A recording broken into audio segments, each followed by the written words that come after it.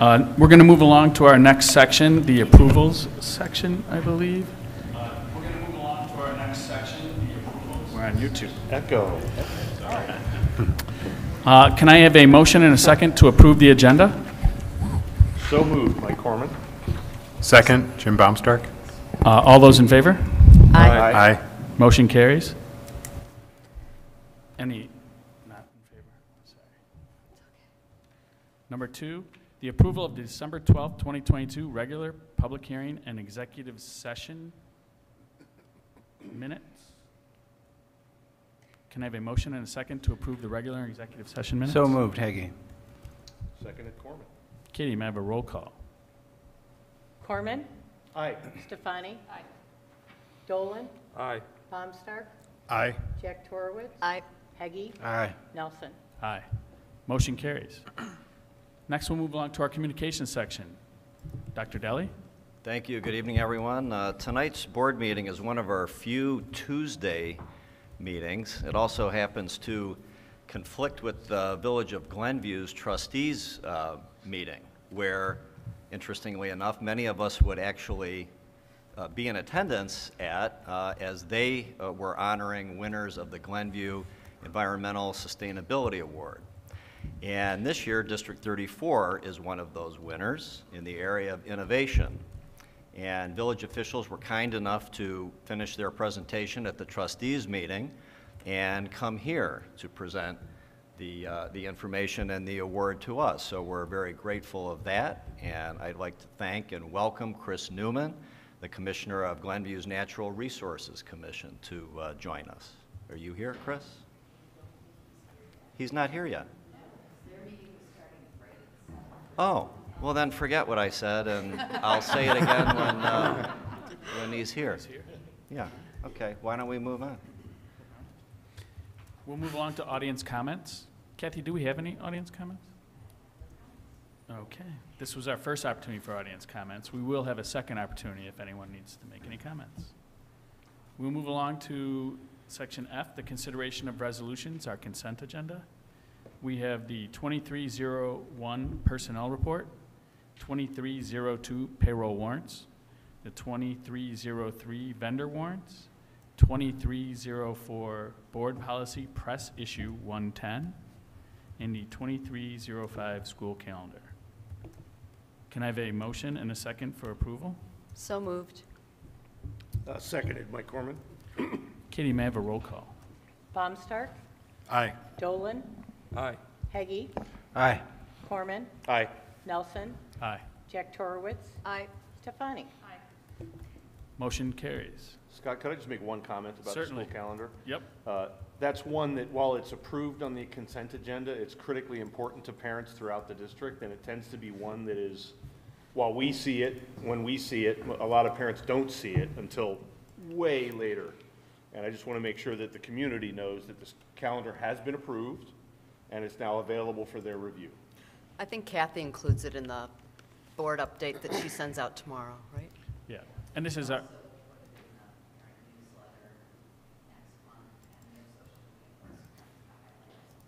And I'm sure all of us that are on social media knows that once a month there'll be a parent that says, has the calendar been approved?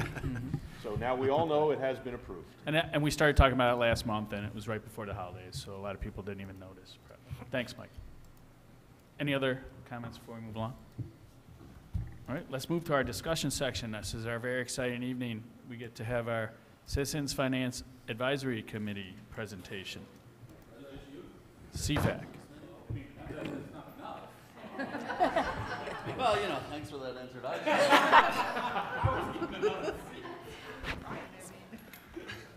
I'll just tee this up. Alex is with us representing the Citizens Finance Advisory Committee group. This is a group for almost two decades now has been coming together, working on assumptions and putting together a financial forecast. And more importantly, they sort of bring the perspective of the community and folks who have a business and finance background, and that's why it's important that we've got Alex representing CFAC tonight, who's going to give us and deliver the 5-year financial forecast presentation. Thanks very much, Eric. So let's go ahead into the second slide. I'm very happy to be here again. I was here a few years ago to present CFAC's 5-year forecast and recommendations. For tonight's agenda, we have relatively straightforward. I'm just going to do an introduction to remind everyone of the makeup and the charge of CFAC. We will walk through the base forecast, do some or share the analysis from CFAC, and end up with some recommendations. If we want to go on. CFAC is comprised of members both from the district and the community, many, if not all of whom have experience in finance in many different ways and bring a lot of different perspectives to the table, all of which is flowed into our analysis every fall with Eric and Dr. Deli of the 5-year upcoming forecast and any related ancillary items. As a reminder, our charge is that 5-year forecast to present it to this board and the superintendent, looking through and vetting key inputs and assumptions, and depending on the year, providing recommendations, but also always some analysis as well. There's a caveat here that it's a projection. It's a forecast, it's not a prediction. The Board of Education may absolutely make certain decisions or interventions, actions, whatever you want to call it, that would change this forecast, and we've certainly seen that happen over the years, and that's all very reasonable. The goal of this really is to provide a good level set in terms of where the district finances are at this point in time every year. And then lastly, we cover operating funds only, not capital, not debt service, or the health, life safety funds. Some capital spending, as it says here, does occur out of the operating funds, just to level set on our scope of work here. All right, let's go on next. For today's or this year's presentation from CFAC, as we went through our deliberations in the late fall and early winter, we coalesced around 3 themes. The operating fund balance itself, the overall budget and the structural deficit attached there, and based on those 2, some recommendations in terms of what to do next. So treating those in order, and we'll go into a lot more detail later on. The operating fund balance is, we first looked at the operating fund balance because we were aware that the board was looking at making a contribution to the capital work out of the fund balance. And so we spent a lot of time on this, which is why it's first. And the number we worked with in terms of the forecast was this 43.5 million number, which was still in play as of December. Now, we understand that this number may change. In fact, it may be under discussion later tonight. Nevertheless, what we're going to show you based on that number remains very usefully illustrative in terms of how you would look at the decisions you make in terms of fund balance contributions and the overall financial health of the district. Specifically, what we're going to talk about is a contribution of that magnitude would drop the operating fund balance below the 30% of annual operating expenses minimum that had been previously recommended by CFAC and is in board policy during this 5-year forecast period. We'll go into that in a little more detail in just a sec. So the second theme over this 5-year period, and you've heard this before from CFAC, the district is projected to have a structural operating deficit. We'll explain what that means and what the ramifications of that are. The key to it is that this the structural operating deficit makes it a lot harder to refill that fund balance should that fund balance drop low. And the last theme, and our last slide is going to talk about this, is based on these 2 points, CFAC is recommending to the board this year that the board start to investigate potential mitigations for this, for these situations in combination. I'm going to turn it over to Eric real quick to walk us through some of the assumptions. As I mentioned, every year one of the key points of CFAC's work is to go through the forecast and to vet key new points, variables, assumptions, and we just wanted to make sure we level set with everyone for this forecast what assumptions, major assumptions underpin this. So over to you, Eric. Thanks. So just to remind everyone, there's a packet that's in board docs that has even more assumptions, every assumption that we made for revenues and expenses. But here are some of the major ongoing ones. I'm not going to read off this slide, but I'm going to point out three. Number two, I should say, all salary increases are tied to CPI. So different than in years past, we went with that assumption, which is something this district has done in the past.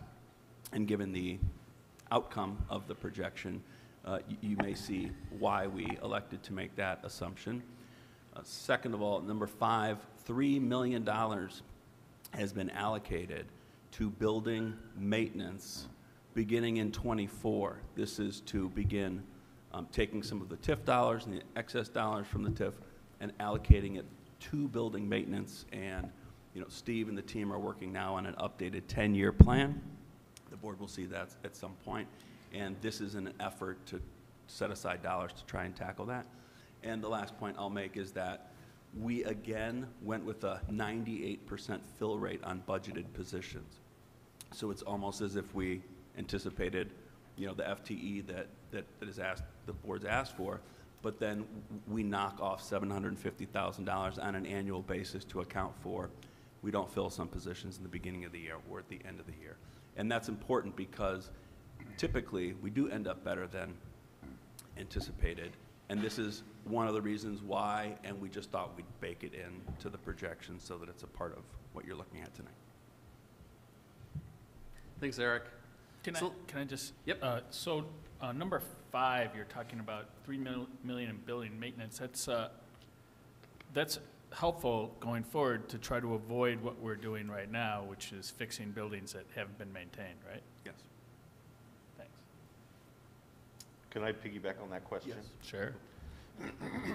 How was the $3 million number arrived at, and where's the board's place in making that allocation? So this comes from the facility assessment, primarily, that was done before the board even decided to go out for referendum. And so with the referendum and all the construction that's going on now, obviously we went back and are in the process now of revisiting and knocking projects off that we would have slated to do, that we're doing now. And what the team is working on now is going back to that facility assessment. It's a 10-year look, removing all the work that we're deciding on, and then taking a look at what the future looks like, what's the status of some of these ideas about when things need to be replaced. So it's in process now, but at this point in time, we're looking at a $30 million 10-year facility assessment. So given all the pieces to the puzzle here, we allocated that, made an assumption to allocate those dollars just for this exercise. It's just an assumption right now. It's an assumption. Yeah, the number could be more, it could be less, That's one of the mitigations a board could do, right? but it Yeah. will affect everything that Alex is about to Right. continue with. Absolutely. Yep.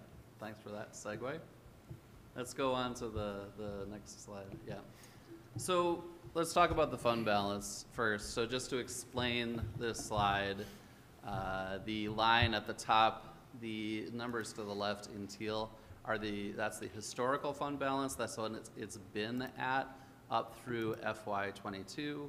And then the numbers in the black line starting in FY23 are the projection. You can see in the table below the impact of the potential capital contribution in the second row coming in starting with 24 at 14.5, then 13.5, then 15.5 as it draws that fund balance down through the yellow to the red, which I'll explain in just a moment. As a reminder, the fund balance is the operating fund balance here.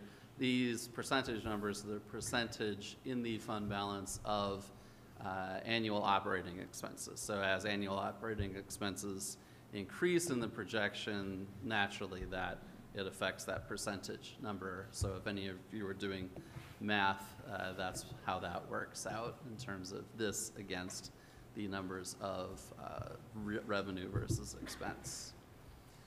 When CFAC created this color coding a few years ago, we spent a lot of time trying to figure out exactly what we were telling the board with this. Typically, the district, through as much of its history as any of us can remember, has kept above the 60% level, which was also typically the board's policy and was never really much of an issue.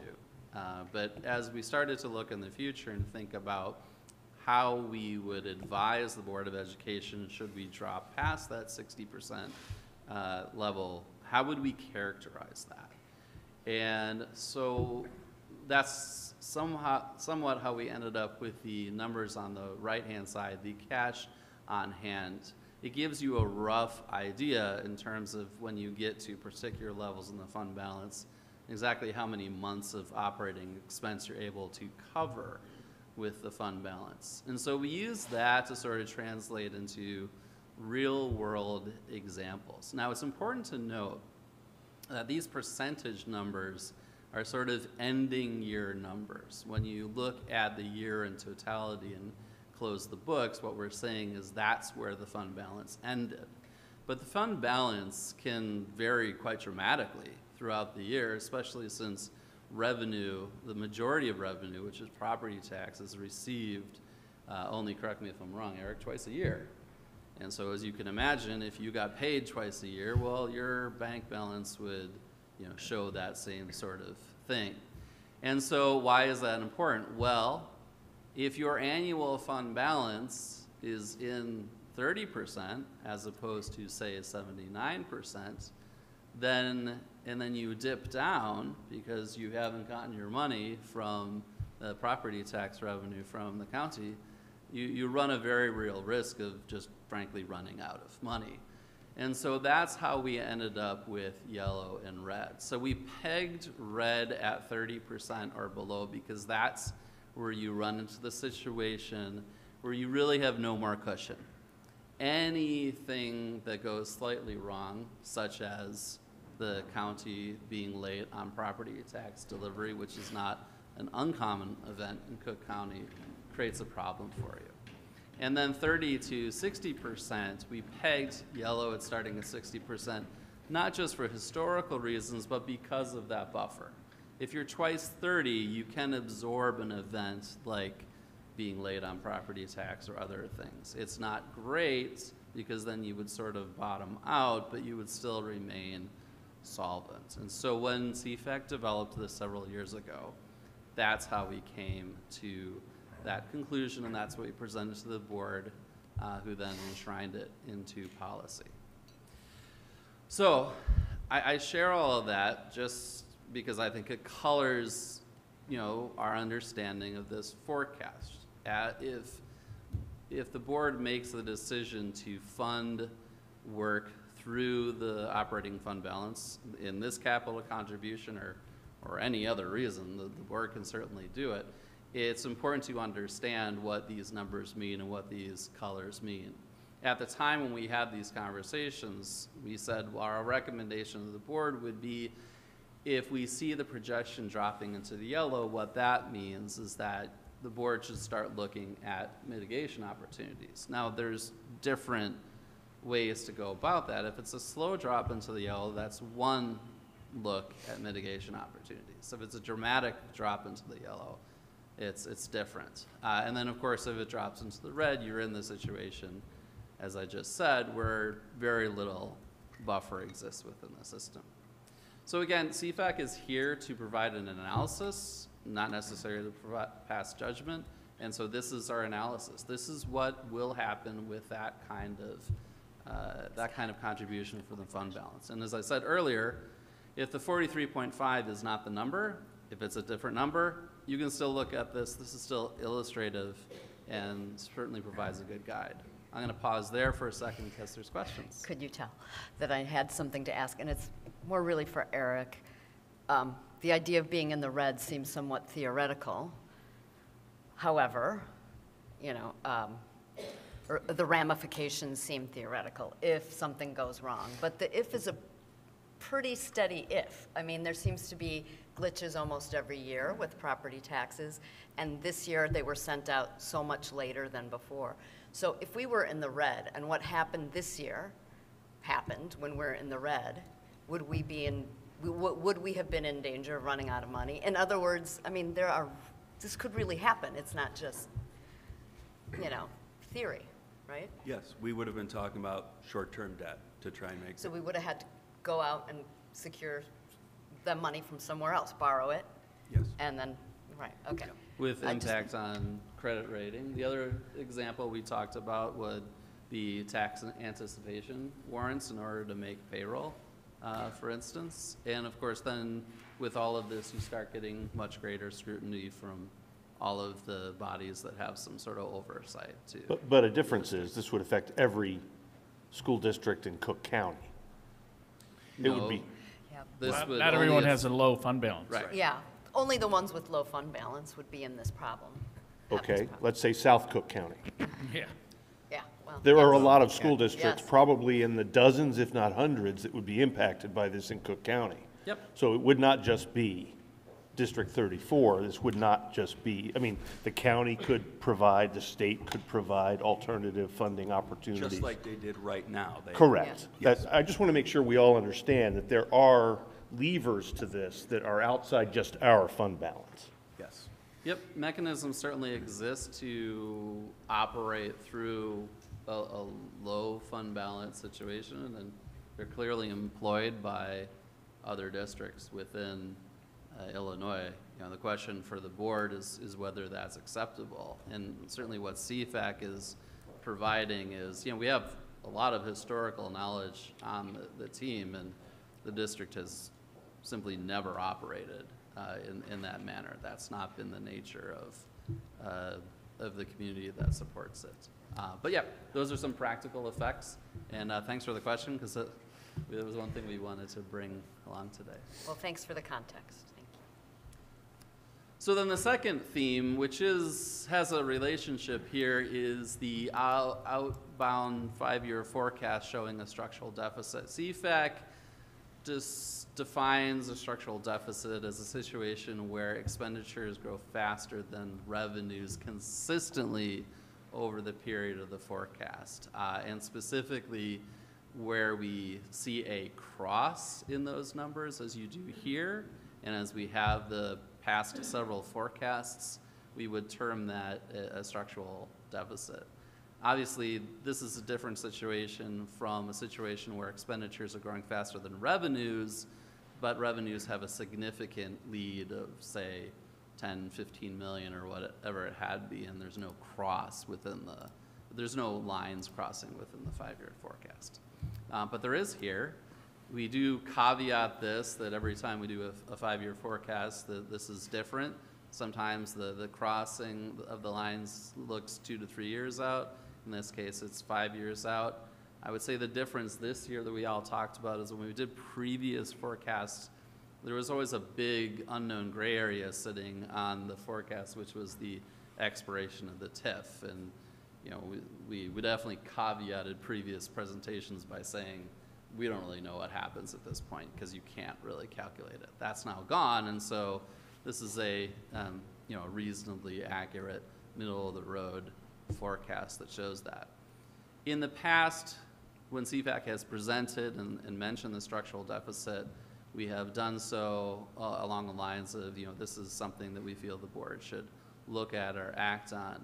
In this case, it's more along the lines of, if the fund balance drops to that 30%, this shows you that your levers to refill that fund balance are very, very limited. If you had, obviously, if you were running a surplus on a regular basis, you would just calculate your surplus and how many years it would take to refill that fund balance. In this case, you're going to be operating behind the 8 ball on a regular basis in order to refill that fund balance, should these numbers stay the same. I'll pause there as well if there are questions on that. I've got just one, excuse me, general question.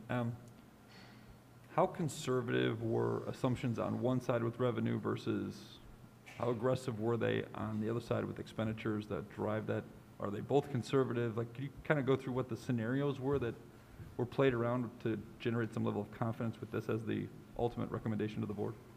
We try to, you know, the assumption slide captures probably the big ones. We have always tried to produce as close to the middle of the road, so neither too conservative nor too aggressive on any one element. We also try to, you know, marry things up to what's happening in the real world. So obviously if inflation's running high, then that affects a number of numbers and so on and so forth.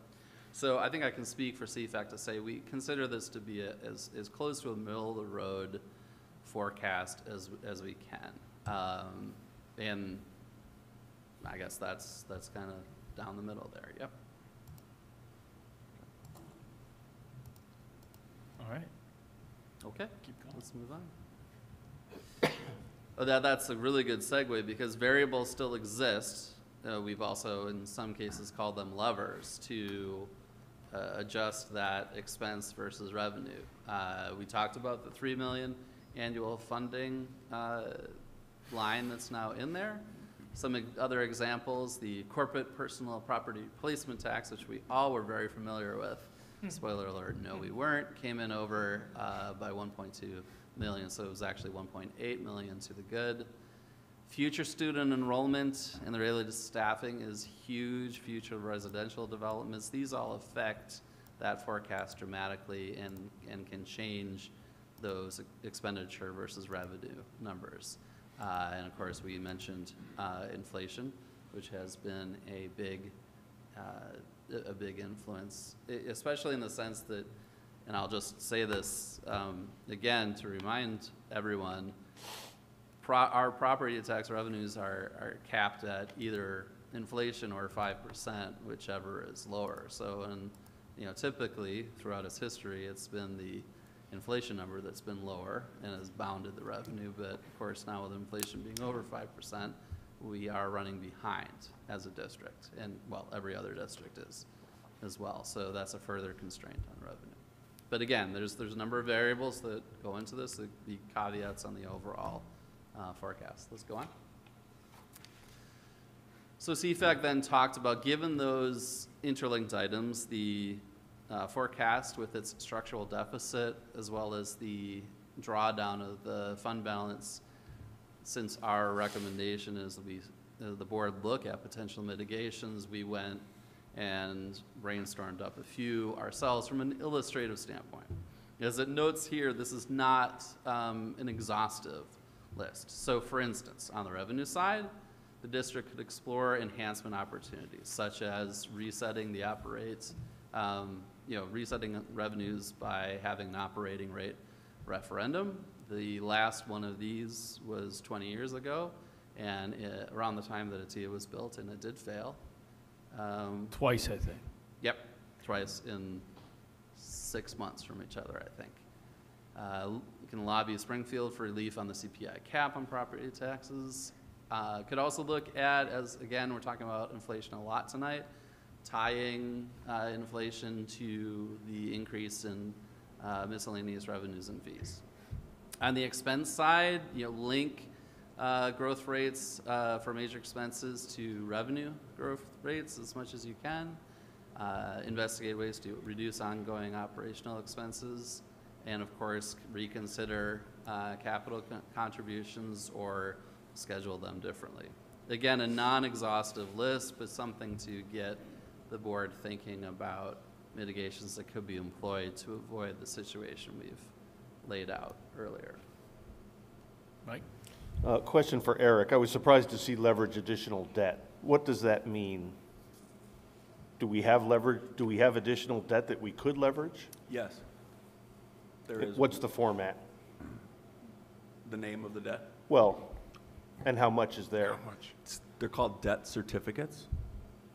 I don't have the formula handy, but somewhere in the sort of $6 to $10 million range, I believe, is our cap. Okay. So kind of an emergency, relief if you needed it. Yeah. That would be the way to look at it, I think, in my opinion. Yeah, fine. And reducing ongoing operational expenses, I think it's important for everyone to be aware that about 18% of our budgets are operational. It's not a very big X that's operational. So, I mean, most of our expenses are salaries and benefits. So I just want to make sure everyone has, especially the viewers at home, have clarity on what that means. It's a very, very small lever in the big picture. Great. So for our last slide, after all of our deliberation, analysis, and everything, CFAC wanted to bring to the board our recommendation based on this reality. CFAC considers a fund balance below 30% to be both undesirable and untenable. That's CFAC's considered and collective view. Therefore, CFAC's recommendation is that either the board develops a plan that avoids that scenario, avoids a scenario where the operating fund balance drops below 30%, and ideally avoids a scenario where it drops below 50%. Or, if that's not possible, the board develops a plan that recovers the operating fund balance to an acceptable level within a reasonable amount of time. Both of those are things the board could define, but as an example, above 50% by 2033 and above 60% by 2038. And that is CFAC's presentation for this year. I'll answer further questions.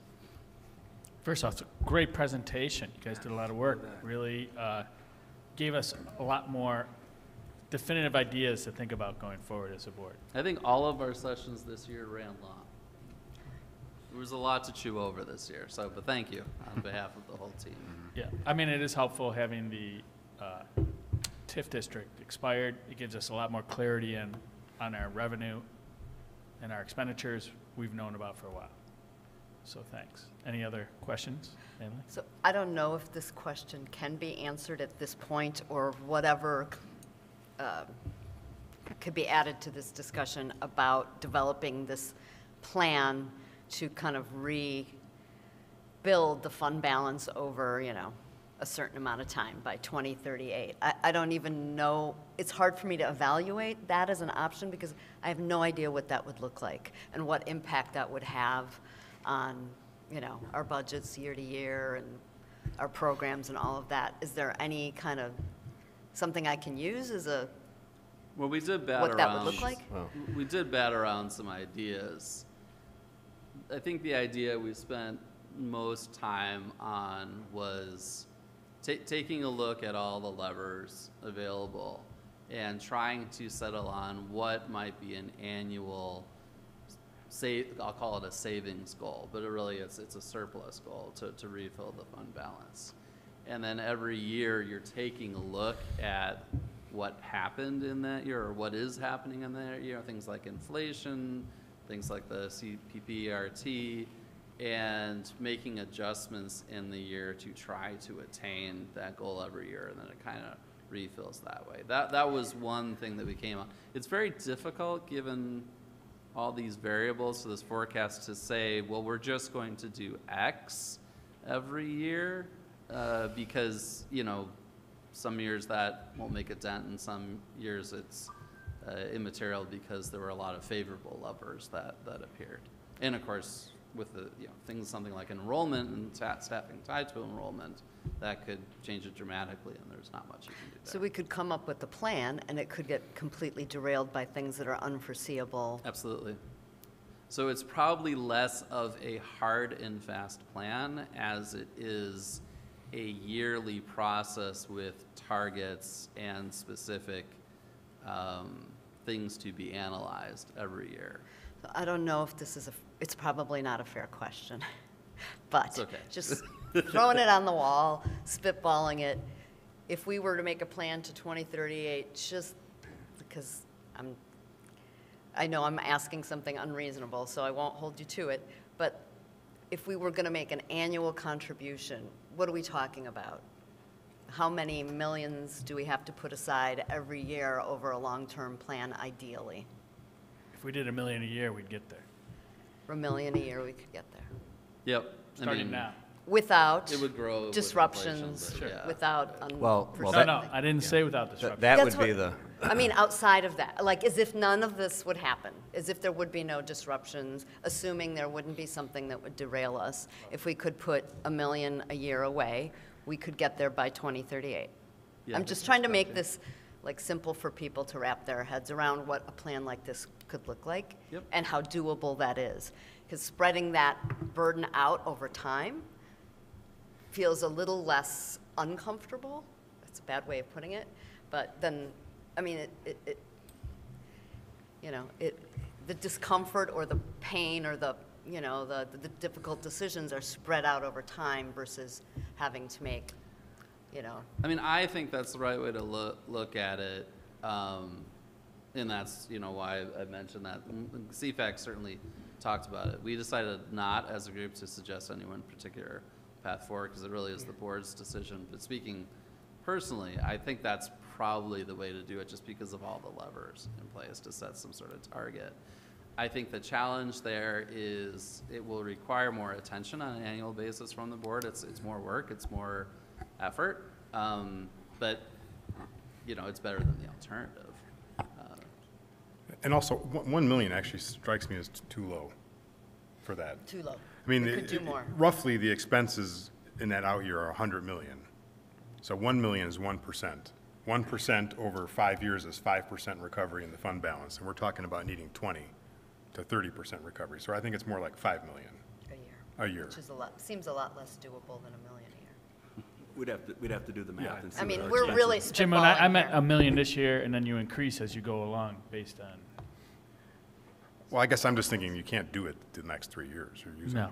So It's a you got to 15-year. start in 5 years, and then Which is why it's sort of our recommendation was you really probably need to actually sit down and think about what this looks like a 5-year grace period, then go into, and certainly I would recommend during that first 5 years, you can't let that fund balance drop below 30% or even 33. So you can make some short-term decisions, get through it, then talk about what's the recovery period and the recovery trajectory, and that gives you your targets, and then you work to it every year. And that's the rub. That's how we got to where we were with this bond referendum of, needing 80, 90 million just in maintenance. Yep. Because short-term set-asides. And, I think it was very wise, CFAC, to factor in at least $3 million a year. And that's always going to be a tempting target.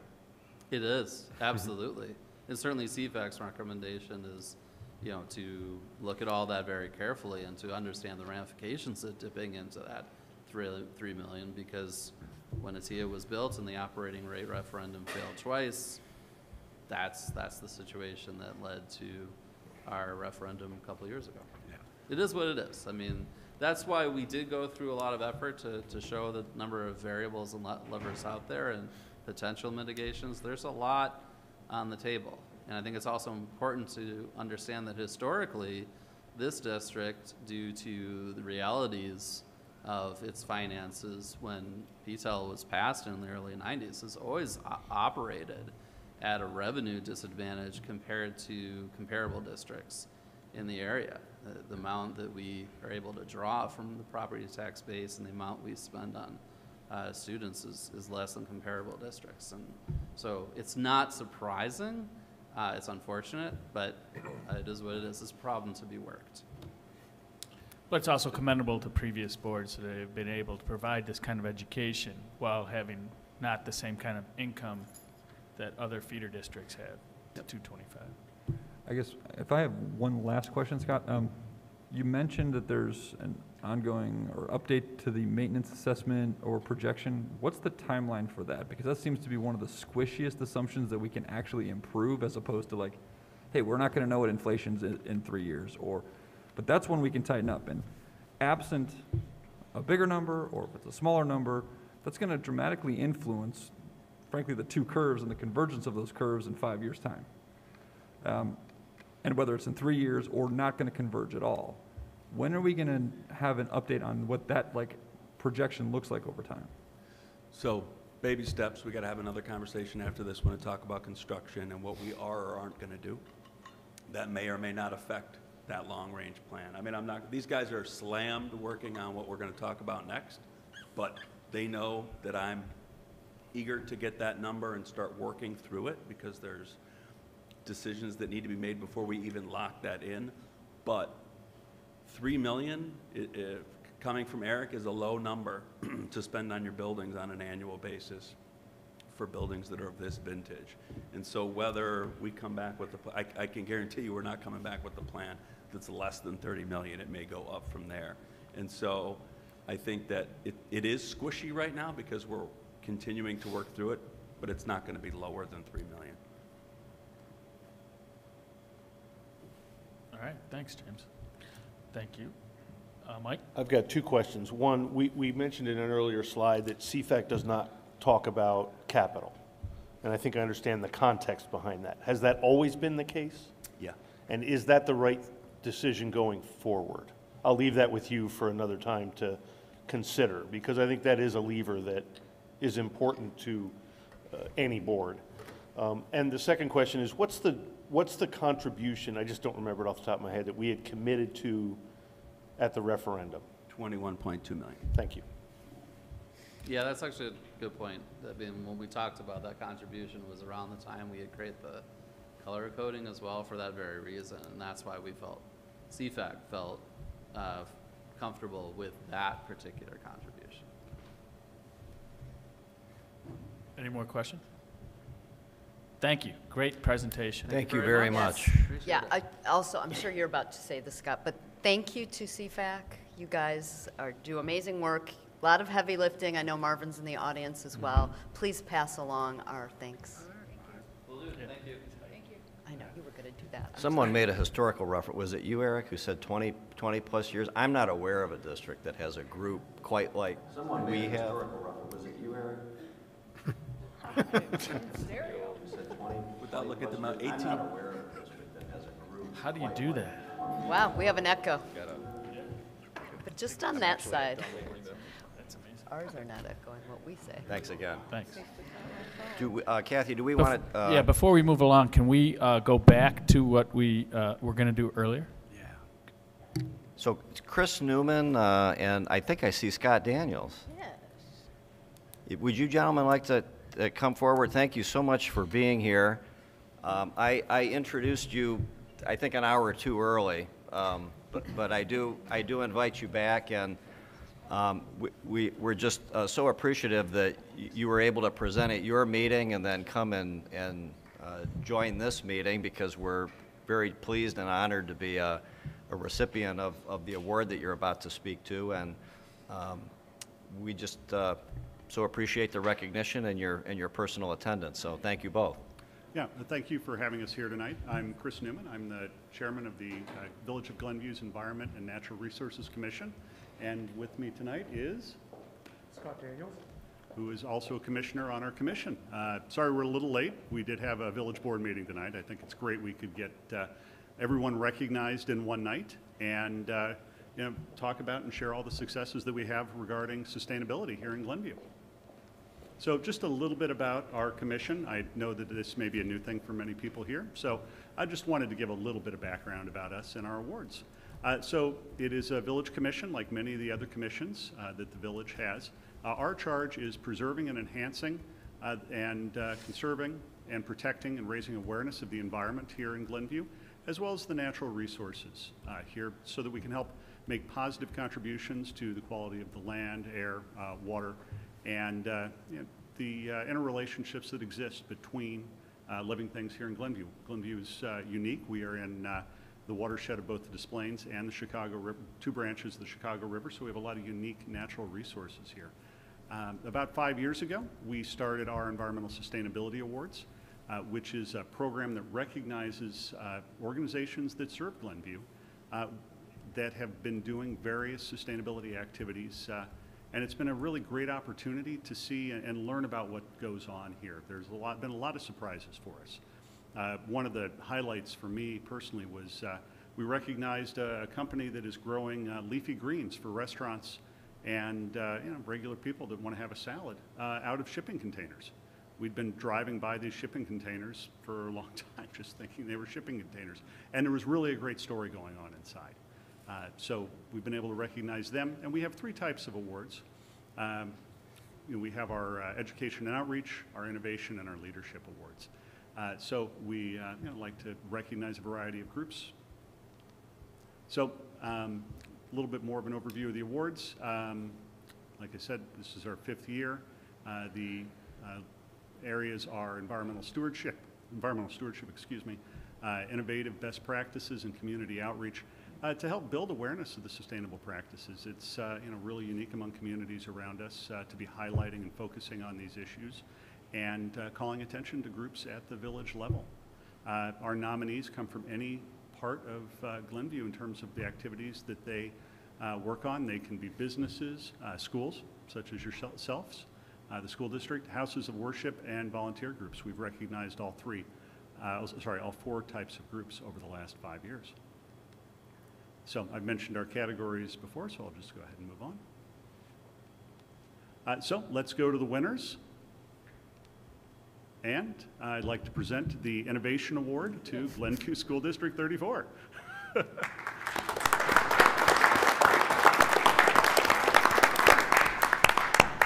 So we're very happy to see the work that's gone on to bring sustainability into the classroom and into the building plan and even the landscape through the additions and renovations that happened at the schools here in the community.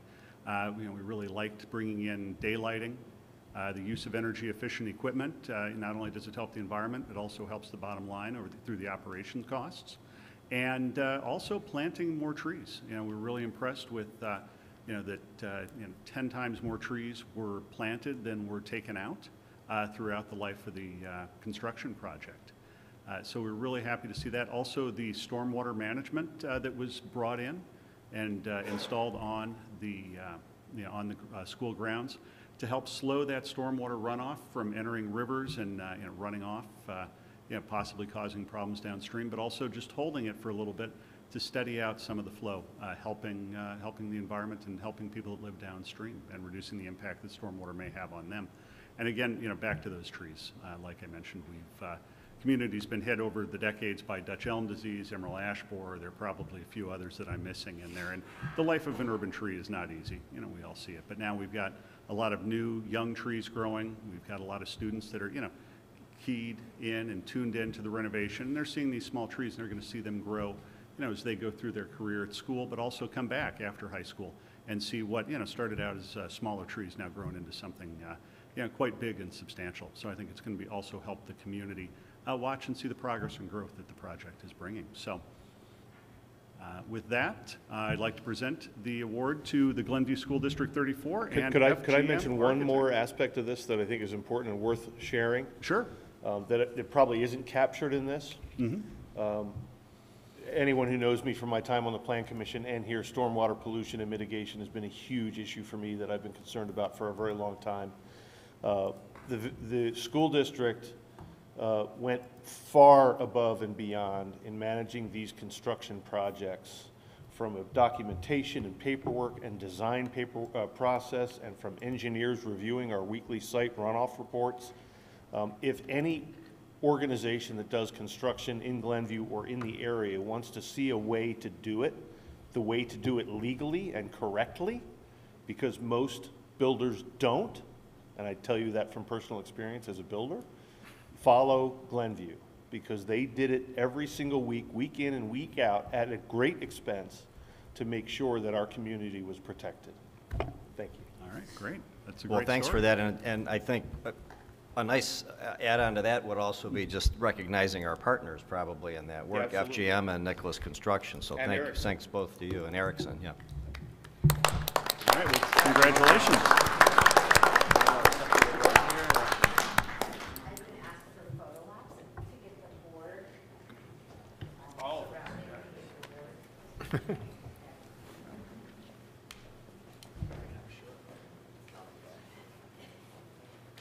Everybody. All right. Come on, Dave. Who wants to hold the award? Sure. President Holden. And Dr. Della Lewis. Where is that? In the back.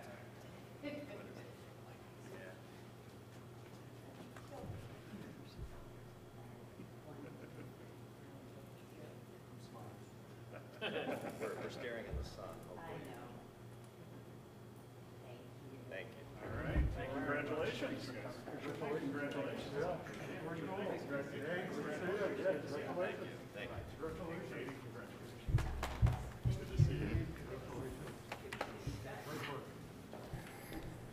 Thank you, gentlemen. Thank you.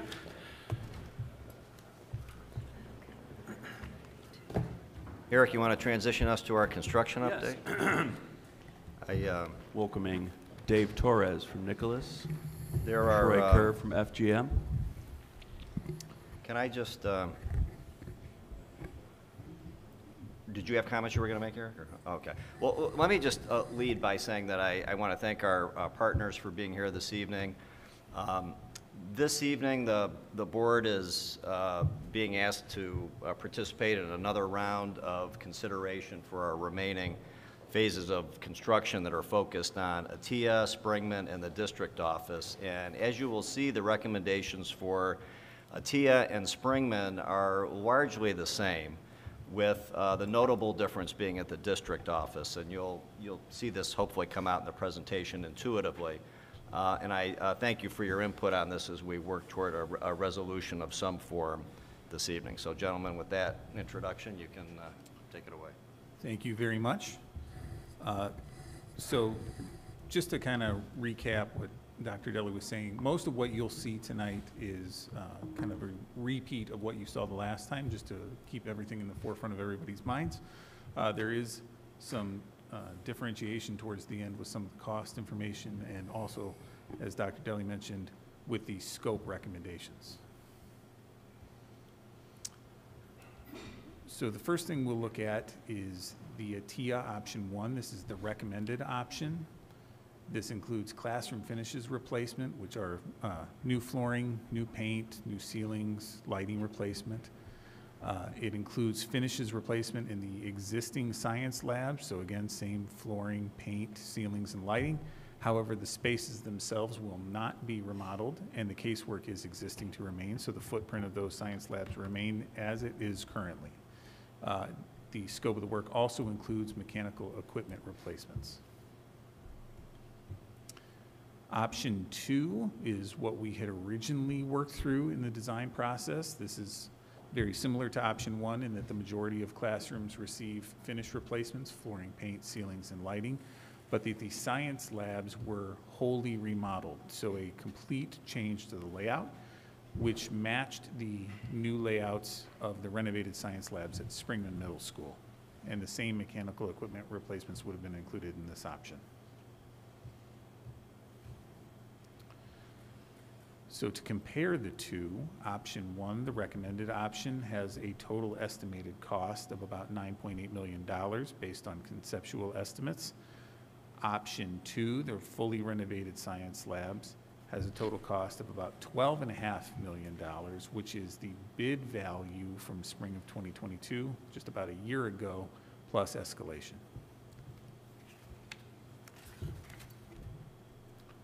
Moving on to Springman.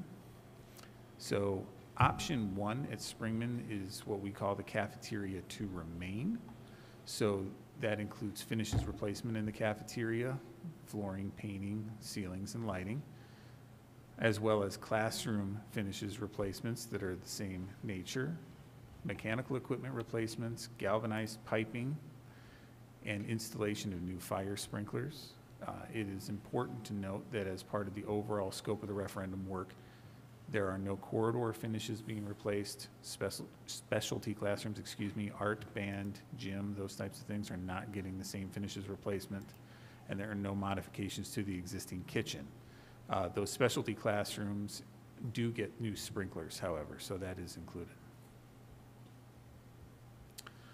Option 2 at Springman is the recommended option. As I mentioned last time, this is not necessarily the final option that Springman will land on. It is just a current snapshot of the in-progress design process. So this is the cafeteria remodeling option. So it includes relocating the cafeteria in this case on this floor plan. So it's the conversion of the east gym to the new cafeteria seating area. It includes classroom finishes replacement, mechanical equipment replacements, galvanized piping, just like in option 1, and installation of new fire sprinklers. And the same work that was not included in option one is also not included here. So corridor finishes, specialty classrooms, anything like that. But the specialty classrooms do still get fire sprinklers.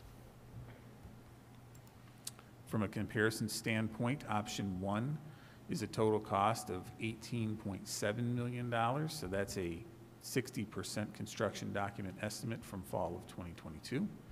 Option two, the recommended option, is a total cost of about $19.7 million. That's an estimate. Again, from the fall 2022 60% construction document estimate completed by Nicholas and Associates. Moving on to the district office, option one, and you'll note that it says at the top, no option recommended. Original facility assessment scope. So this is maintenance work and some finish replacements along with accessibility improvements at the toilet rooms. It did not result in any programmatic changes, so there was no change in the office layout, size, or quantity. This is pretty much keeping everything status quo, but improving the current version. Option two for the district office, again, no option recommended, was a full programmatic modification, a renovation of the entire building that incorporated the space currently occupied by the district maintenance garage and the district storage warehouse.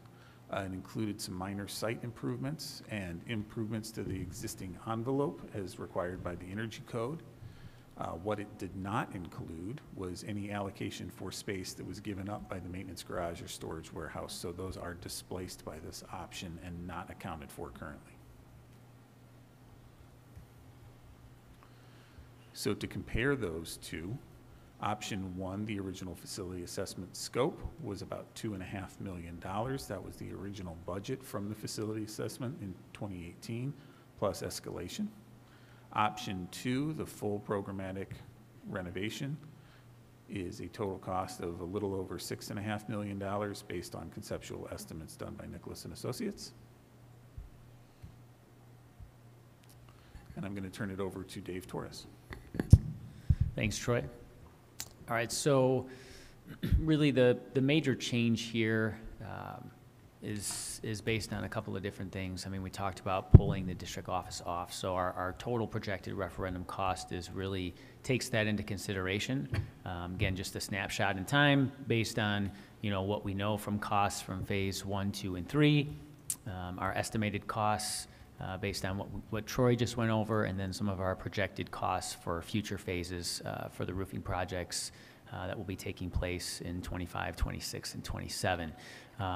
This evening, we've had a lot of discussion on finance and levers, and so, part of our ongoing exercise is really just to try and create as much of those as we can, and to structure these bids in a way that, we can create those valves or those levers. But basically, the recommended options here come at a total cost of $165,106,646.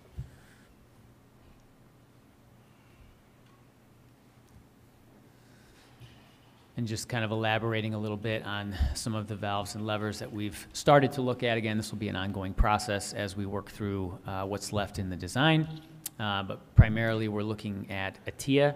And specifically, we've kind of tried to group things together based on complete scope packages.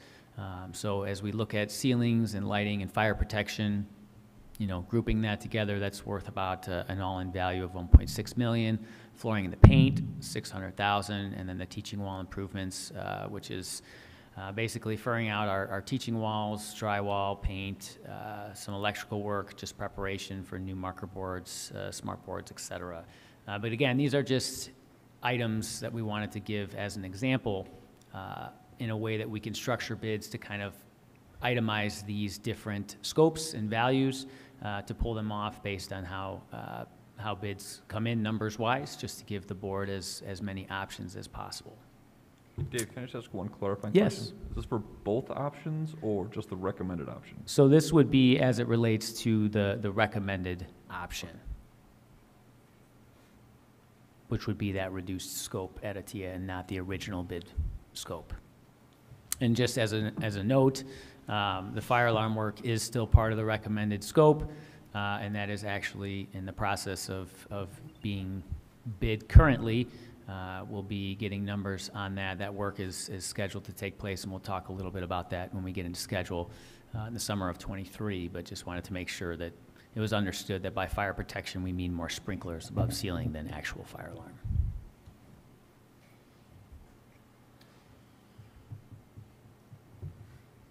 This is really just a reminder. It's a live spreadsheet that I have. Just a reminder of some of the numbers we were talking about leading up to the referendum. $119 million referendum debt. We said we'd save up an additional 1.2 out of O&M fund balance. The board issued the DSEB bond for $9.2 million. It's a fund balance contribution of 20 from operating funds outside of O&M. And we had some miscellaneous grants that got us to about 1 million. And so we can do the math depending on the conversation, how it works out to see what remaining funding we need. All right, so just jumping into schedule, again, like Troy mentioned at the beginning of the presentation, a lot of this information specifically has not changed. So our plans as of this point for ATIA would be to complete the design. We'll be looking to kind of update budgets based on designs in the spring, but to go out to bid in July. And then that work is going to be split into 2 phases between the summers of '24 and '25. And like I mentioned previously, we are currently working on getting bids put together and pricing back for the fire alarm work and intercom system replacement. At ATIA this year, we're also going to be doing the HVAC RTU replacement this summer, so there will be some work taking place in the summer of 2023 at ATIA as well. Springman, on a similar design schedule, looking to update cost estimates in the spring, out to bid in July for work to commence and be completed for the summer of 2024.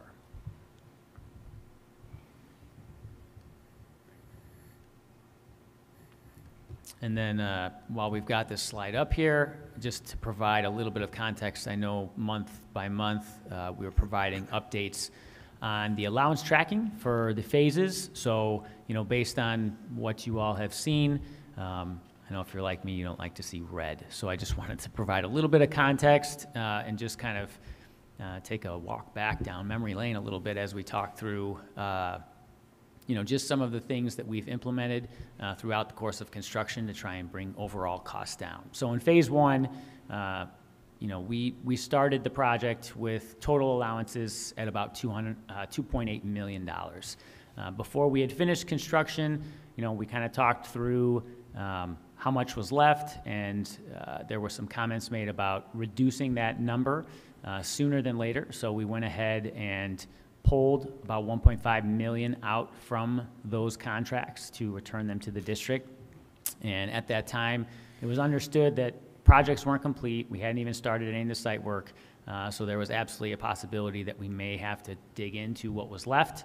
And that's kind of what we're looking at right now. So currently, the allowance tracking shows that we're about $252,888 over that budget. However, that's taken into consideration that we already took the 1.5 out, really. So, the recap is that we're still about $1.2 million under budget for phase 1.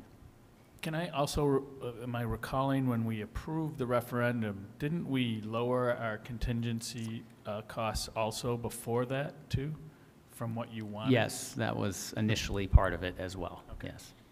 So we've been really squeezing you pretty good. Yes. Thank you. But it's okay. It's okay. I can take it. Phase 2 and 3, again, was a similar type of exercise, just kind of executed a little differently. When we brought the recommendation for the bids to the board, it included, again, that 5% in construction contingency of about $1.4 million. As part of, again, an effort to reduce the overall cost, we said, we're gonna chop everyone's allowance, and it was approximately by 50%. So we pulled out post-award about $636,000 from everyone's contract. So we've gone through phase 2, we've got phase 3. We still got basically half the work that needs to take place at the primaries This doesn't take into consideration the intermediates. That's going to be a totally separate contingency tracking document.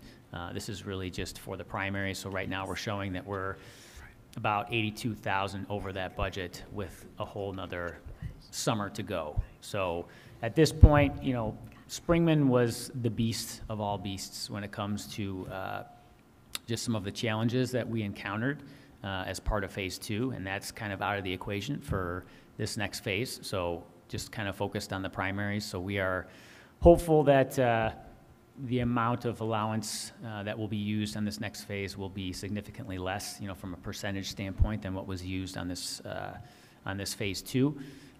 And at this point, you know, we are working diligently with our contractors, with staff, with our design team to try and get in front of as much as we can ahead of construction, because we do want to be good stewards of that allowance money.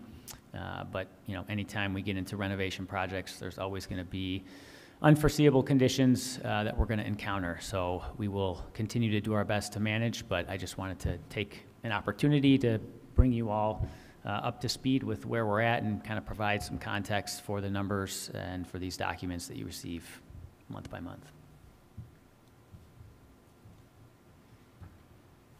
Thanks. Any questions?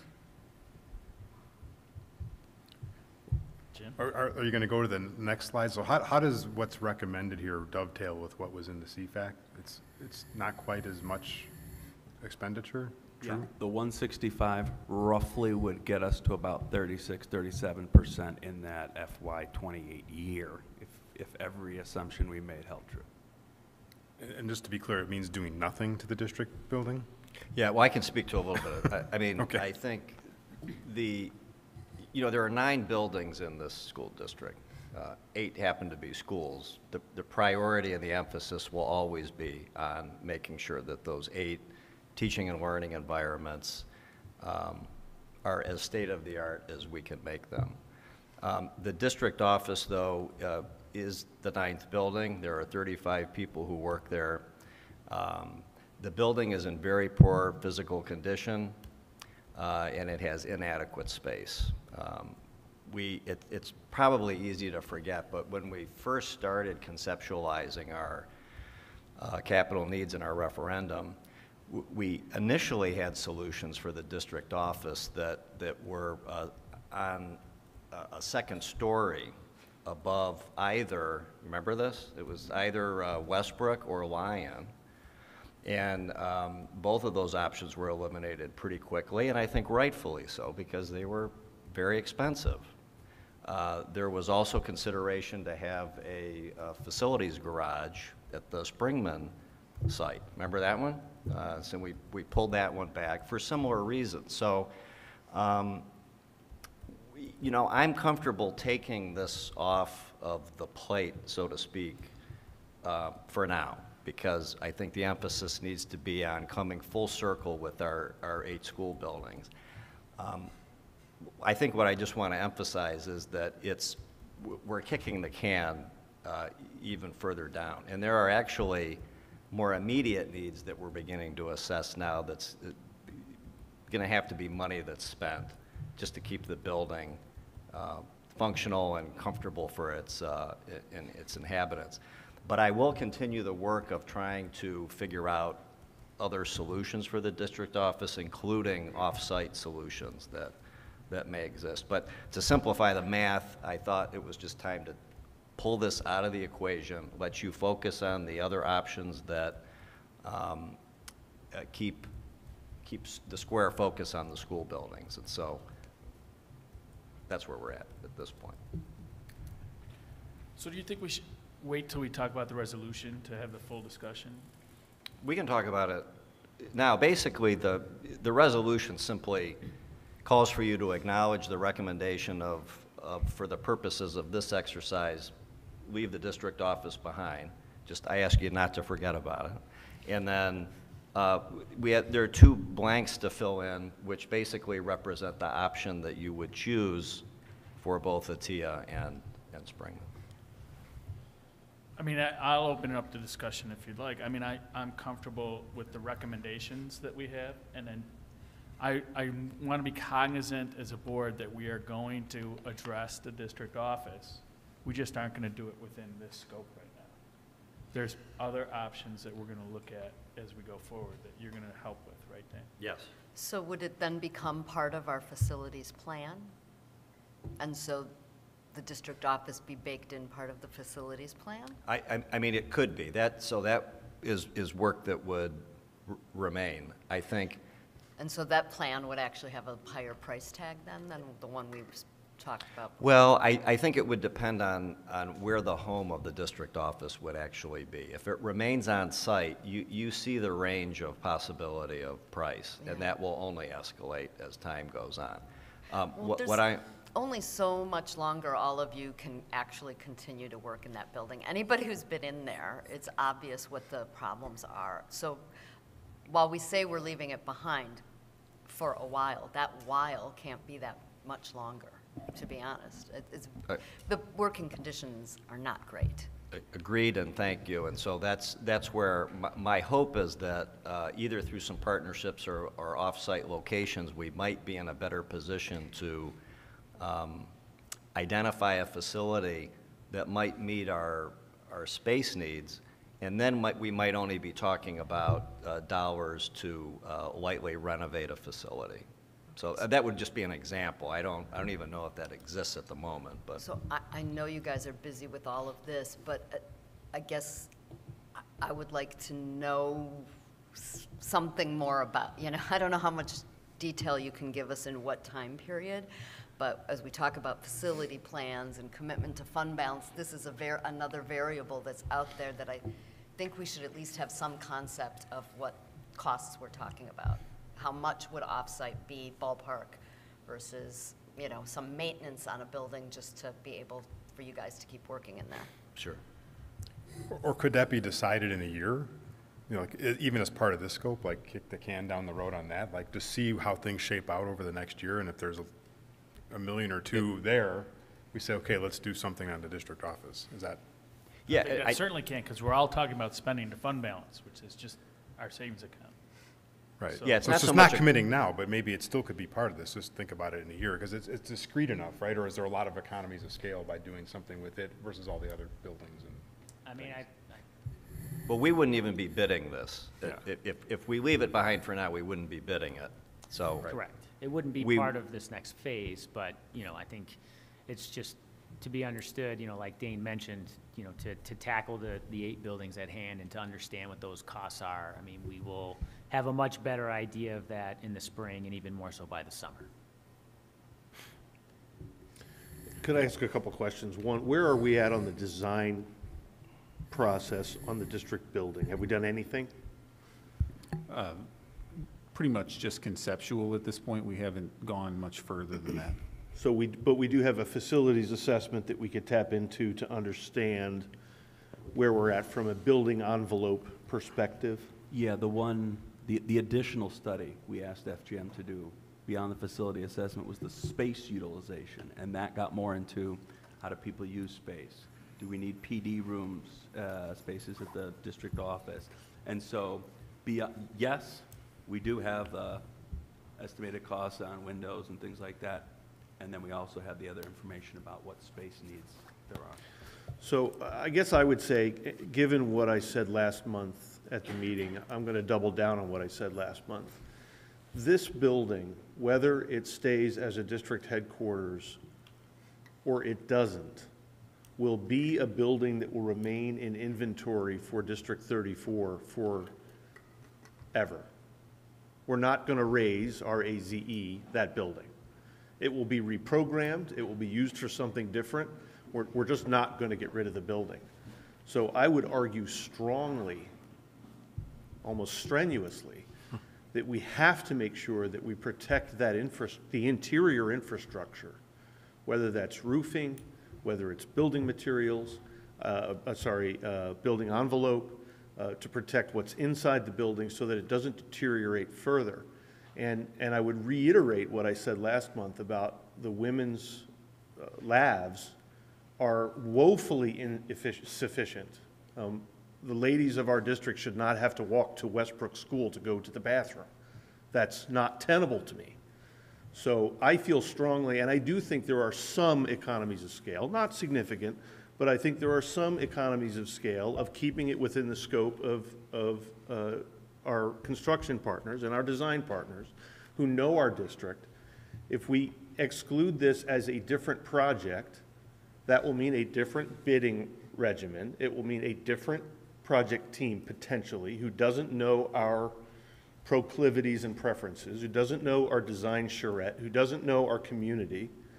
I would just argue very strongly that we have to protect that building and we have to solve the women's facilities issue immediately.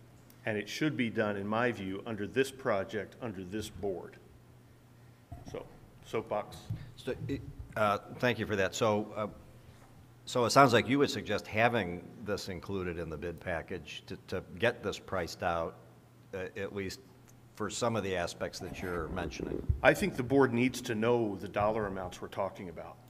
Are we talking $1 million for roof repair and windows? Is that a good investment now? Or if the roof fails, and I don't know where it's at on its life, you know, Steve? What's that? Okay. I don't know where we're at on windows. I don't know whether there's other water infiltration within the brick, you know, facade or whatever the case may be.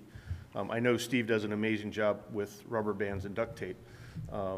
But this is a building that will be part of our inventory for, again, in my view, forever. So I think we need to deal with it presently. Any other thoughts?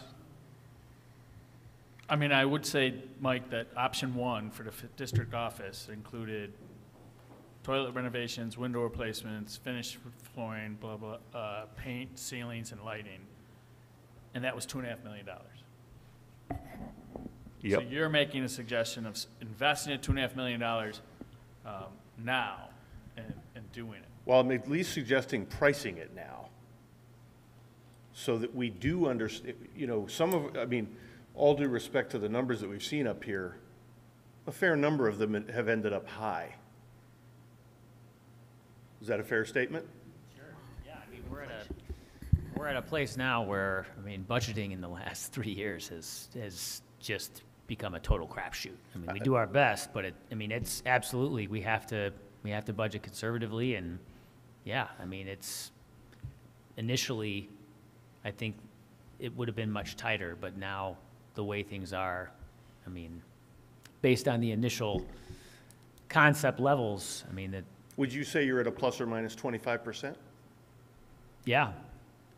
Higher than that? I don't know if that I'd go much higher than that. Okay. But So we're at plus or minus 25%. I think that's a material number that this board needs to be able to assess to make a decision. You know, if it's, you know, I can't do the math real quick, but, you know, if you take $500,000 off that number, does that change our equation? It might. I just think we have to have the data. Well, I mean, I could make the suggestion that they need some guidance now for phase 2 and 3. So we can go with the recommendation that Dr. Deli mentioned and still, within 2 months from now, come back and talk about the district office, or even a month or two, you know, as we explore other options. I think that's what we're looking for, a little more time by taking it off the table to maybe see if there's other options that we aren't going to sink this $2 million into and then look for something else also. I would just reiterate, that building is going to be in our inventory But forever.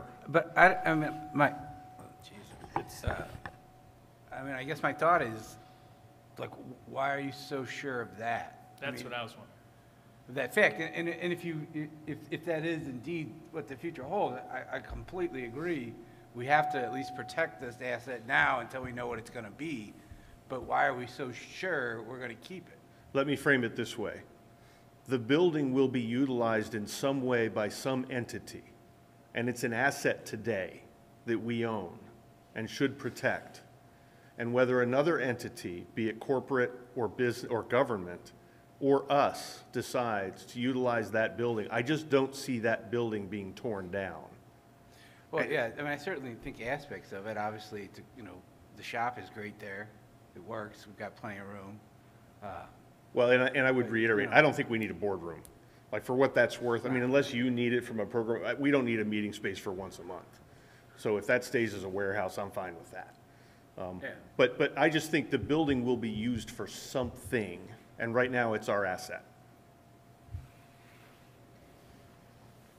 Any other thoughts from other board members? I still think that there's,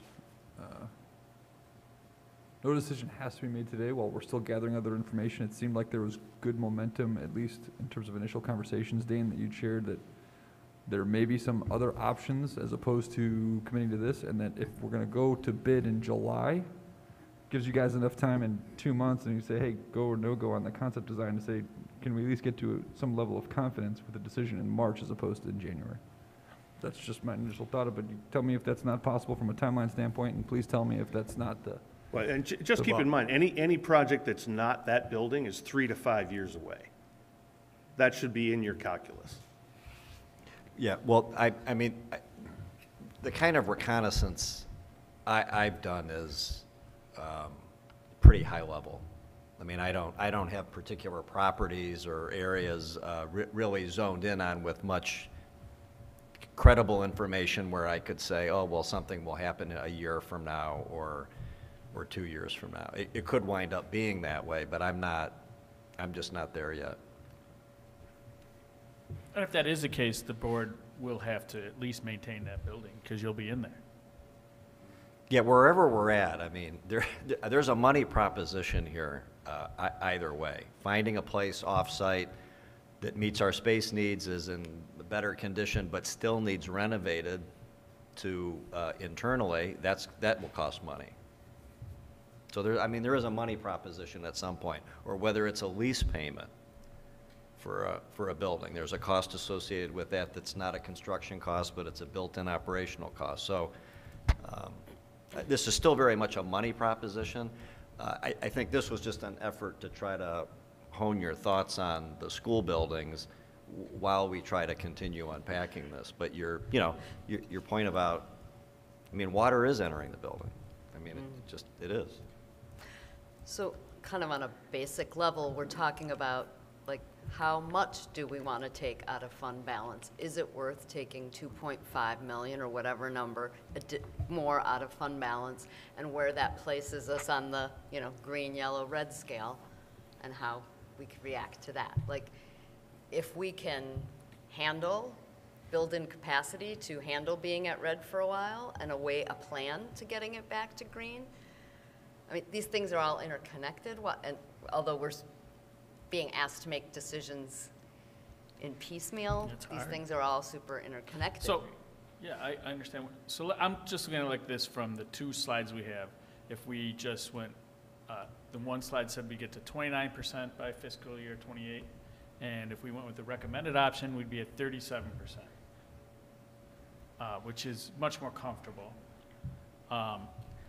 Can we all agree that we would like to do Springman and ATIA as the recommended options? So we're just talking about the district office right now. And that's without those reductions, like the things taken off the table? Those are the reductions. With the, Some of the finishing replacements we talked about not doing, that was a potential Yeah, savings. those are just, at this point, we would still design and we'd bid all of And those. then we could make that. Then we Correct. can- Then you Then we Correct, take the yes. Could, Scott, will you, all right. Within that too is the mechanical equipment replacements. And we already talked about this, a million times. That's how we got here. We need this.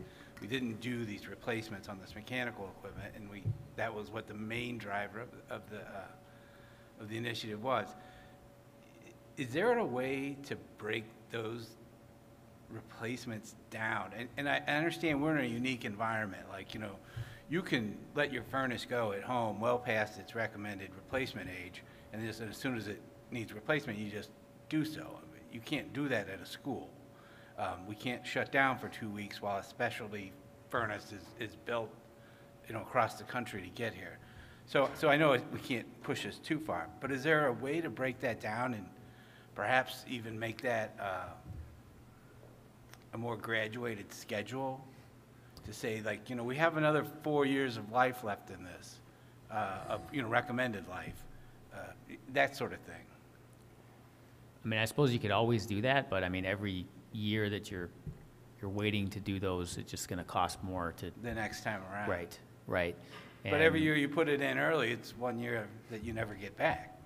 And I don't, I mean, with the facility assessment, I don't know how much life is left on the equipment necessarily, and if that's even quantified, I mean. Yeah, so I think what you're getting at, the facility assessment update that Eric mentioned earlier will help us clarify that situation. I don't know it off the top of my head for this building.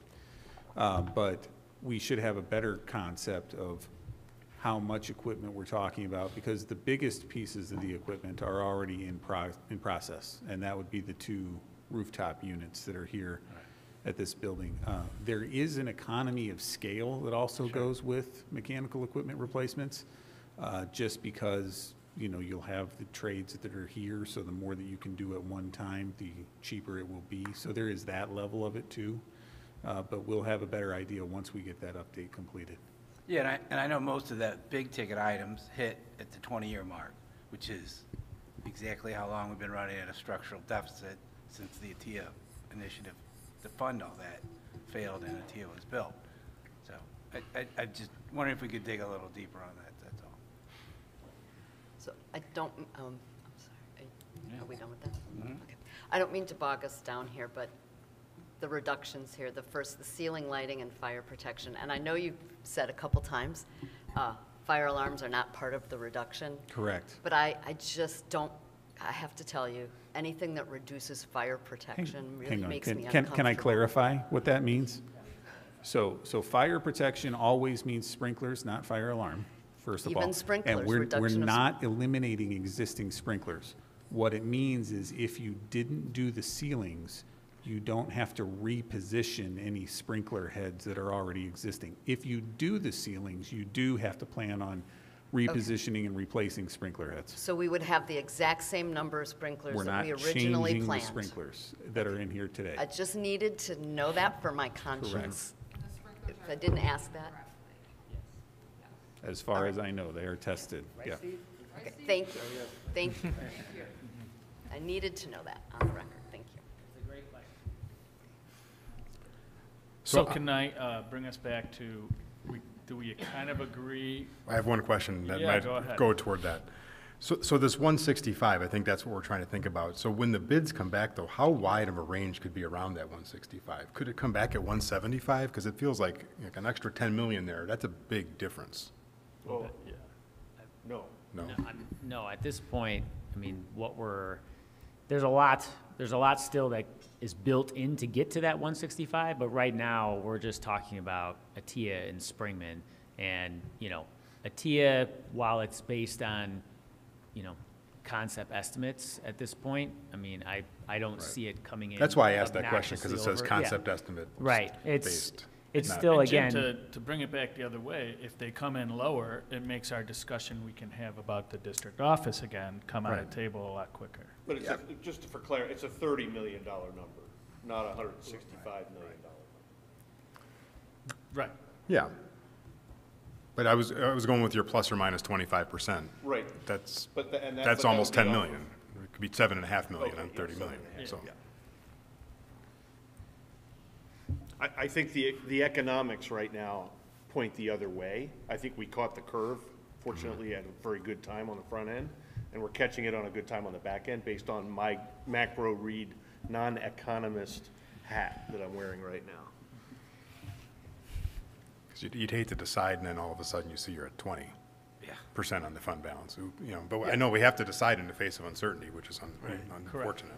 Well, we have to stop. Yeah. Right. Yeah, I mean, that's a great point, Troy. I mean, at this point, again, while we're building in as many levers as possible, bidding it doesn't mean you have to award it either. Right. If it's way out of line. And that's what we're deciding tonight is what to go bid. Yeah. And what to continue And what to designing. continue Correct. designing. Yeah. Because now once we made the changes, we have to design it and then bid it. Yep. So just again, for the record, I know you want to wrap this up, Scott, but I just want to get this on the record for anybody who's going to be listening or whatever. The Springman options still fix the cafeteria problem, even the recommended one, because that was a big thing we campaigned on for the referendum, is fixing the cafeteria. And so it gets rid of that horrible L-shaped cafeteria that's current. So at least it does that. And it does upgrade significant parts of the cafeteria, kind of the way it's laid out where, you know, it might not be understood that the basic layout problems that existed before are fixed with the recommended option. Sure, Eric, could you go back one more slide? So that's the existing That's cafeteria. existing, and that L shape of the cafeteria was just something everybody has complained about for time immemorial, and that Sure. won't exist anymore. Yeah, what it finally looks like is still to be determined, but that is a primary focus of this design effort. So I guess my point is we have not let go of that No. we have promise not. that we made in the referendum. And I think that's important when we talk about modifying plans, that we make it really clear. Scott, you can modify those. Yeah, You know, that's why we Right, this is a. It's framed it that way. So, I mean, when we get to the resolution, this is what it's gonna sound like, and see where we land right here. The ongoing district construction costs continue to exceed the targeted funding amounts previously allocated. With unprecedented escalation costs, the board has made a determination that the administration shall eliminate the district renovation from the current plans and funding sources. The administration will instead continue to investigate other options, including off-site possibilities, and funding sources will be determined at a later time. We would continue to design the Springman for bid purposes, but target a dollar amount not to exceed the recommended dollar amount. Is that, I don't see which, I gotta go back up to the dollar amount.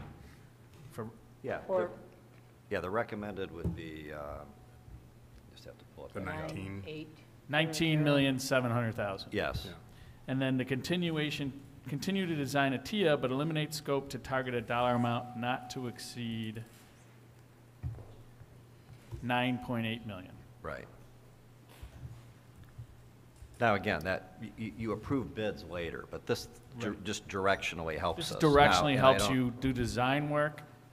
And Mike, I don't want to, you were strenuous, and I want you to know that we will continue this work about the district office. It's just to make some direction for the rest of the work. I've made my point. Okay. I'm good. All right. You have my support. Well, we'll get to that when we get to it. Does everybody understand the way the resolution's written? Yes. And then you can vote however you like. Okay, I think that's done with conversation. I know we got a little bit more in a meeting to go. Can I just ask one clarifier? Sure. So bidding or not bidding anything in relation to number one? Right, not. Not. Not. Eliminating right now. But your work will continue. Can we take a little break for a minute? Yep. We'll be back in Don't look at my- 3 minutes. Is that good?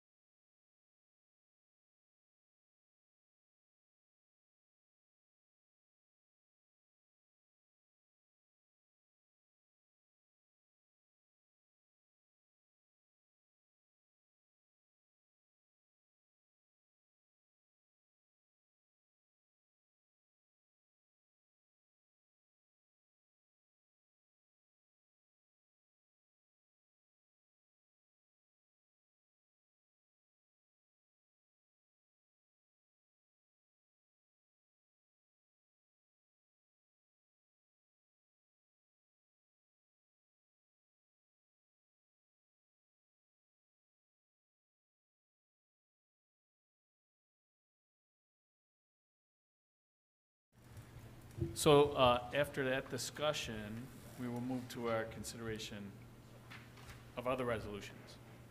Discussion and action. So we have number one, the 2306 resolution to approve the electricity bid. So are you, I'm sorry, what are you? We're moving along. Oh, you're going to keep moving and come back. Resolution. Yep, you got it. Is there an order? Yep. So that is the resolution to approve the electricity bid. Are there any questions for, is it Steve? I believe we got three There was different an update. recommendations that came in today, and we are recommending a 28-month recommendation, correct, Steve? Correct, yeah, we went out, the original pricing at the end of November, just to get an idea where we're gonna come in at, and they refreshed the numbers today, and we actually got a better number this morning, locked in for 28 months. It's gonna save us about $6,000 a year over the next 28 months, so my recommendation is to go with MC squared for 28 months. Okay. And just to clarify, the way this works is like there's, ComEd has its distribution charges, right? And then this is like the energy component on top, right? So this is about 60% of the electricity bill, roughly? 60? Correct. These are just the suppliers. Supplier portion. ComEd has their own charges, which You know, can't negotiate, they just tell you what it correct. is. It Okay. is correct.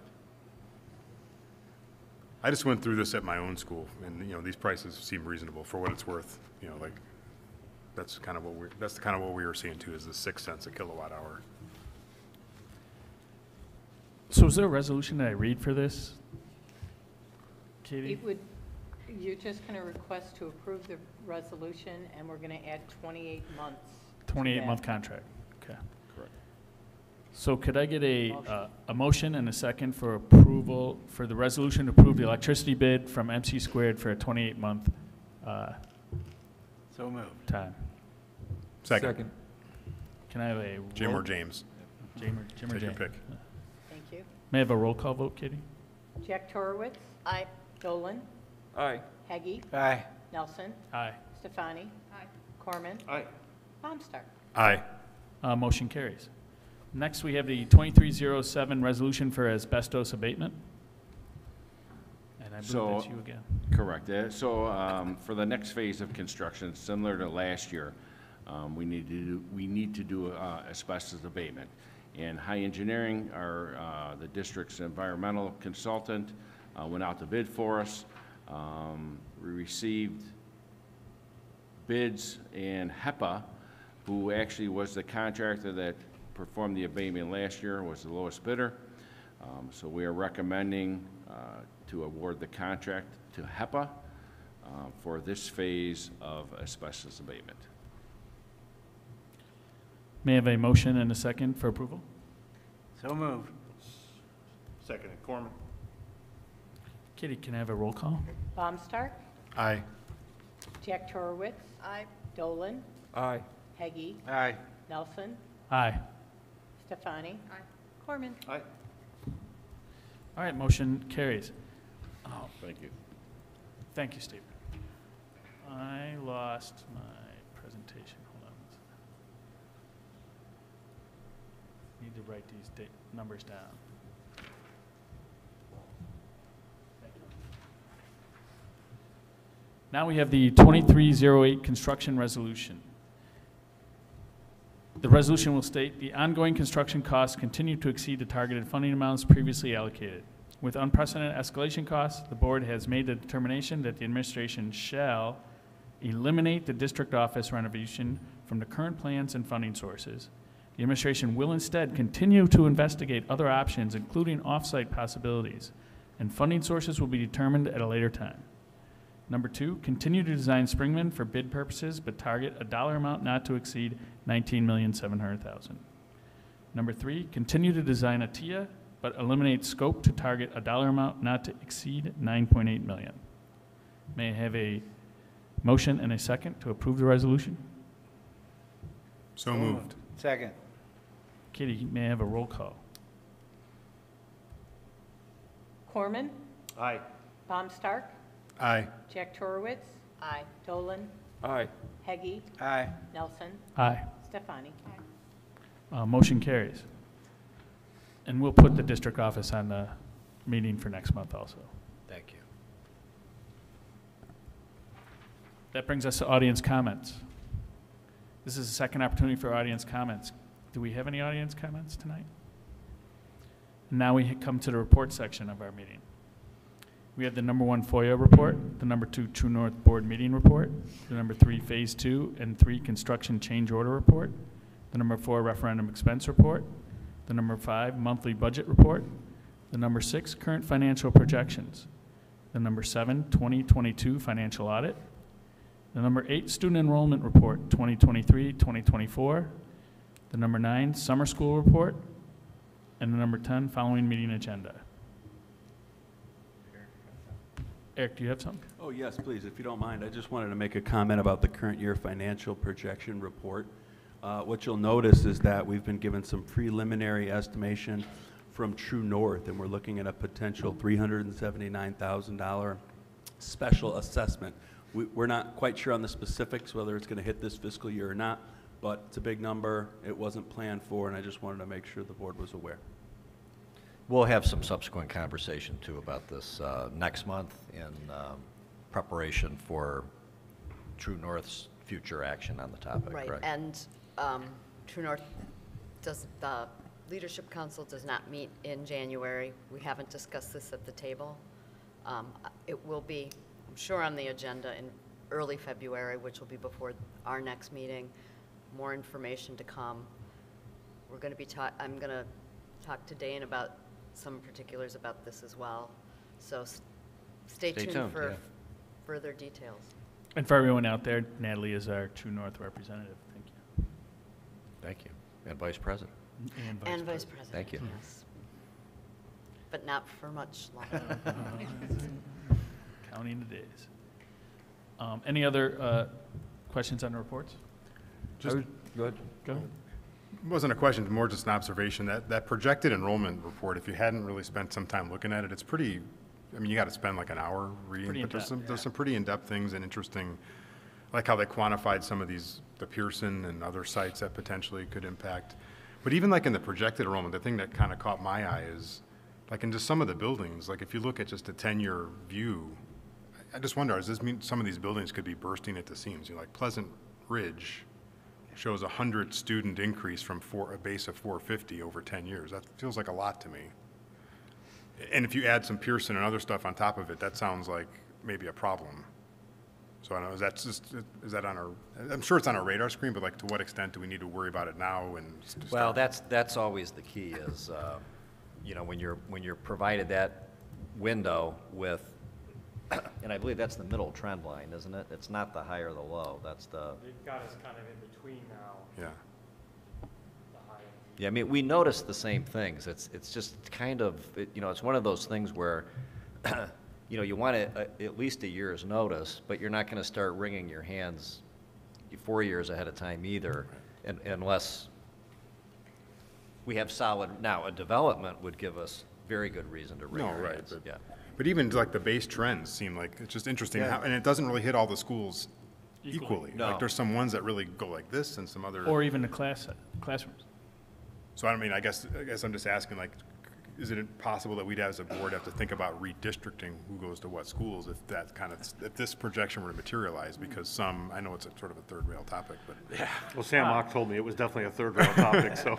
I would just say on Signode and Pearson in particular, and Dane and Scott and others know that I feel strongly about this, the current dollar amounts for impact fees that are collected by the school districts are not nearly sufficient enough to support the actual headcount enrollment that could be impacted by those properties.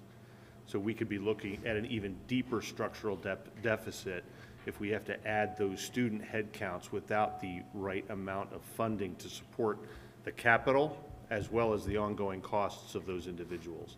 And I know District 225 is having that conversation. I know District 34 is having the conversation with the village. I don't know how receptive the village or the developers have been up to this point, other than I would say my experience with most developers is they will tend to want to undercount student headcount for residential developments for the obvious reasons. Mm-hmm. Yeah. And we have a conversation, Eric and I do, with one of the developers this week, actually, right? I think it's this week. So, yeah, more to come. Your observation's right on, though, Jim. And then just, I'm back on the 5-year forecast. Is this projected enrollment what's in the baseline expenses? Because it also strikes me that this is a huge driver of the structural deficit direction, because assuming the property base stays, forget about the developments, but you know, if the headcount drifts up by 10%, the taxes aren't doing that, but the school's costs will go up by 10%. And then alternatively, they had the low scenario there, which, you know, it went down to like 3,700 from 4,200. You know, if that scenario starts to emerge, it's like solves all the problems. Like, so, I don't know, it's just a big driver. We really need to, I just wanted to call it out as like probably the biggest driver in some ways. Sure, and it depends on where it hits, because that, you know, you can take a hit, but if it's dispersed equally over 8 buildings, that's hardly noticeable. But to your point about where is it hitting by building is well taken. I'll just make one comment. I know it's January, but to read both the successes of the Summer 22 programming and all the partnerships and all of the things that we did with GRASP and, you know, extended school year and some of that, and then to see some of those things also part of the potential for 23, it is really just, I want to take a moment and say thanks to the team that supported that, but also those that continue to drive on those initiatives, because they're impacting a lot of students and families. Thank you. That was great to see some of the successes that when you took new changes and different risks. Any other comments on the reports? Any other business? All right, I'll ask for a motion and a second to adjourn the meeting. So moved. Second. Third. Voice vote? All those in favor? Aye. Motion carries. Good night.